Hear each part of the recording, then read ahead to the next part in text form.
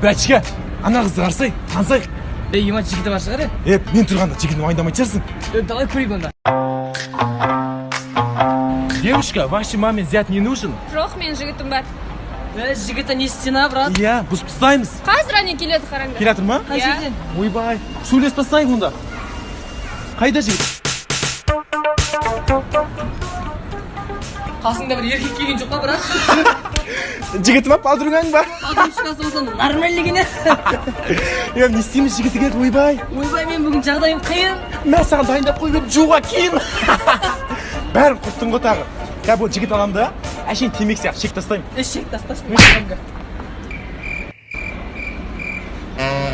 Йо! Брат, Брат, біз әуетпіз, иглізбіз бізде. шу банканы, брат. Gani